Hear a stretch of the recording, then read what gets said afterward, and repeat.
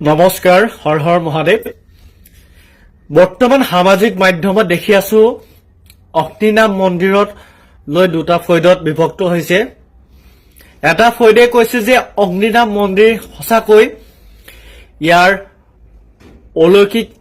অলৌকিকতা আছে, আধ্যাত্মিকতা আছে, যে প্ৰমাণ পায় ভক্তসকলে। আৰু এছামে কৈছে অগ্নিনাভ মন্দিৰৰ যিগৰাকী বাইদেউ, শিখা বাইদেউ, তেওঁ এগৰাকী ব্যৱসায়ী মহিলা। তেওঁ মন্দিৰৰ নামত ব্যৱসায় কৰিছে, মানুহৰ পৰা অনলাইনত পইচা লৈছে।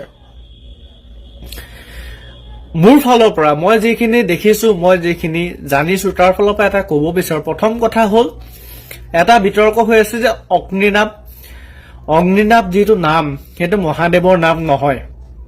এছামে কৈছে হয়, এছামে কৈছে নহয়। মই এটা কথা কওঁ, মহাদেৱৰ, ভগৱানৰ আমি যাক আৰাধনা কৰো, তেওঁ এটা কথা কৈ দিছো, যত জীৱ তত শিৱ।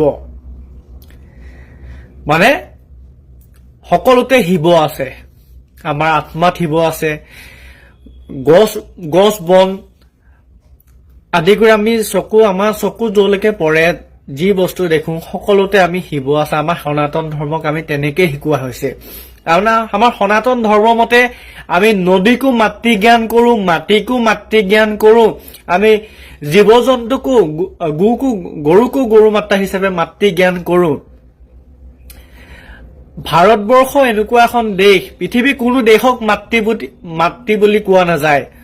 অষ্ট্ৰেলিয়ান মাতা বুলি নকয়, আমেৰিকান মাতা বুলি নকয়, কিন্তু ভাৰত মাতৃ, আমি ইয়াক মা হিচাপে জ্ঞান কৰো। সেইটোৱে বেলেগৰ লগত আমাৰ পাৰ্থক্য। আমি সকলোতে ভগৱান দেখো, যে ভগৱানক দুটা তিনিটা নামৰ মাজত আবদ্ধ কৰিব নোৱাৰি। কাৰণ সকলোতে যেতিয়া ভগৱান আছে, যত জীৱ তত শিৱ, সকলোতে যেতিয়া শিৱ আছে, মাত্ৰ অগ্নিনাভ নামটো মহাদেৱৰ নাম হয় নে নহয় তাৰটো পিছৰ কথা, কিন্তু মহাদেৱটোতো সকলোতে আছে। কথাটো হ'ল সেইটো, আমাৰ আত্মাটো ভগৱান আছে। আৰু এটা কথা যিটো কৈছে যে তেখেতে ব্যৱসায় কৰি আছে, মই এটা কথা কওঁ, তেখেতৰ মই বহুতখিনি ভিডিঅ' চাইছো, প্ৰথম পৰা চাওঁ। আচলতে মই নিজেও মহাদেৱৰ ভক্ত। এটা কথা দেখি, তেখেতে কাকো পইচা বিচৰা নাই। অনলাইন সেৱাৰ কথা কৈছে। অনলাইন মানে কি, প্ৰাৰ্থনাৰ কথা কৈছে। আমি কেনেকুৱা, এতিয়া মই আপোনাক উদাহৰণস্বৰূপে দেখাই দিছো। এতিয়া অযোধ্যাত ৰাম মন্দিৰ প্ৰাণ প্ৰতিষ্ঠা হৈছে, তালৈ বহুত ভক্ত গৈছে। বহুতে যাব পৰা নাই, যিসকলে যাব পৰা নাই, মই নিজেও যাব পৰা নাই। তাৰ কাৰণে মোৰ এজনৰ হাতত কিবা এটা অৰিহণা দি তেওঁ কৈছো যে আপুনি অযোধ্যাত দান পাত্ৰ দি দিব। সেইটো কি ভক্তি নহয় নেকি? ভাৱেই ভক্তি। আপোনাৰ যদি মনৰ অন্তৰত যদি শুদ্ধতা আছে, ভাৱত যদি পবিত্ৰতা আছে, সেইটোৱে ভক্তি, ভাৱেই ভক্তি। মানিলে ধান, নামানিলে পতান। কথাটো এইটো যে অযোধ্যালৈ যাওঁতে বহুত মানুহৰ হাতত, যিসকল গৈছে তেওঁলোকৰ হাতত দক্ষিণা দিছে, যে শৰাই এখন আগবঢ়োৱাৰ মূল্য দিছে। সেই মূল্য তেওঁলোকে গৈ তাত শৰাই এখন দিব। ময়ো ধৰি লৈছো, যদি নিদিয়ে তেওঁলোকে কি ফল নাপাব? পাব। যিদিনাই তেওঁলোকে মনৰ পৰা আগবঢ়ালে শৰাই নামত সেই পইচাটো, সেইটো ৰামচন্দ্ৰ বা ভগৱানে পাই গল। মানুহৰ অন্তৰটো শুদ্ধ হব লাগে। আৰু অগ্নিনাভ বাবাৰ মন্দিৰৰ যিগৰাকী শিখা বাইদেউ মহিলা, তেখেতে কেতিয়াও পইচা বিচৰা নাই। তেখেতে কৈছে যে আপোনালোক আহক, ইয়াত সেৱা কৰক। ইয়াত যদি আপোনালোকে প্ৰমাণ পায়, তেতিয়া আপোনালোকে আহিব। আৰু হাজাৰ হাজাৰ মানুহ গৈছে আৰু প্ৰমাণ পাইছে, আৰু সেইকাৰণেতো গৈছে। মানুহবোৰতো মূৰ্খ নহয়, কিবা এটা প্ৰমাণ পাব লাগিব। আমি কি কওঁ, আমি শিলতো ভগৱান দেখা পাওঁ। আপুনি যদি শিলৰ, আমাৰ শালিগ্ৰাম মূৰ্তি হওক, শিৱলিংগ হওক, আমি যদি শ্ৰদ্ধাৰে পূজা কৰো, ইয়াৰ পৰা যদি পূজা কৰো, তাতো ভগৱান সন্তুষ্ট হয়। ভগৱান সকলোতে আছে। আমি মঠ মন্দিৰ যাবলৈ দৰকাৰ নাই। আমাৰ ঘৰতে যদি বিচাৰো, ভগৱান আহিব।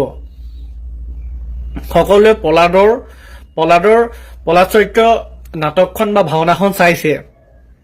যেতিয়া পলাদৰ পিতৃ হিৰণ্যকশিপুৰে তেতিয়া পলাদক কৈছিলে যে তোৰ ভগৱান ক'ত আছে, তেতিয়া তেওঁ কলে যে সকলোতে আছে। তেতিয়া হিৰণ্যকশিপুৰে এটা কথা কলে যে এই খুঁটাটোতো আছে নেকি? পলাদে বিশ্বাসত কলে যে এই খুঁটাটোতো আছে। যেতিয়া প্ৰহ্লাদৰ পিতৃয়ে খুঁটাটো ভাঙি দিলে, তাৰ পৰা সকলোৱে গম পাই নৰসিংহ ভগৱান ওলাই আহিলে। সেইটোৱে মেইন কথা যে ভগৱান আমি য'তে বিশ্বাস কৰো ততে ভগৱান পাম, আৰু আমি ভগৱানক যি হিচাপে বিচাৰো সেই হিচাপে পাম। সেইটো ভাগৱতত লিখা আছে যে আমি ভগৱানক কি হিচাপে বিচাৰো। ৰাধাই শ্ৰীকৃষ্ণক কি হিচাপে বিচাৰিছিলে? তেওঁ নিজৰ প্ৰেমিক হিচাপে পালে। কংসই কি হিচাপে বিচাৰিছিলে? ভগৱানক শত্ৰু হিচাপে, তেওঁ শত্ৰু হিচাপে পালে। আচলতে ভগৱানক আমি যি হিচাপে বিচাৰো সেই হিচাপে পাব। আৰু এনেই কিবা এটা বস্তু বিতৰ্কৰ মাজলৈ আনিব নাপায়।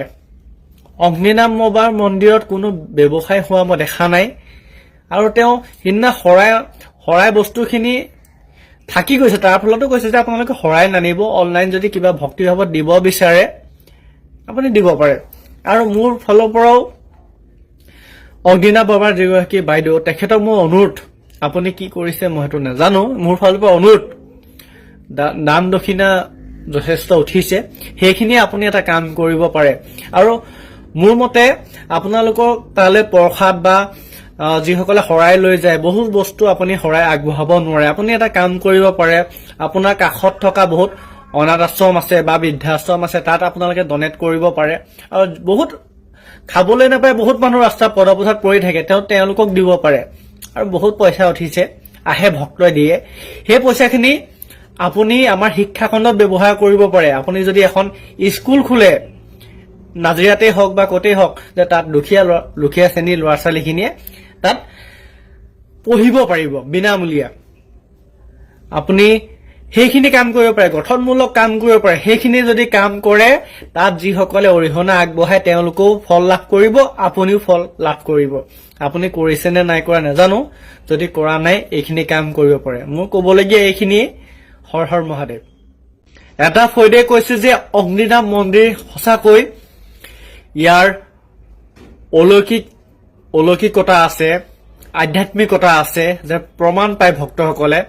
আৰু এছামে কৈছে অগ্নিনাভ মন্দিৰৰ যিগৰাকী বাইদেউ, শিখা বাইদেউ, তেওঁ এগৰাকী ব্যৱসায়ী মহিলা, তেওঁ মন্দিৰৰ নামত ব্যৱসায় কৰিছে, মানুহৰ পৰা অনলাইনত পইচা লৈছে। মোৰ ফালৰ পৰা মই যিখিনি দেখিছো, মই যিখিনি জানিছো, তাৰ ফালৰ পৰা এটা কব বিচাৰো। প্ৰথম কথা হল, এটা বিতৰ্ক হৈ আছে যে অগ্নিনাভ যিটো নাম, সেইটো মহাদেৱৰ নাম নহয়। এছামে কৈছে হয়, এছামে কৈছে নহয়।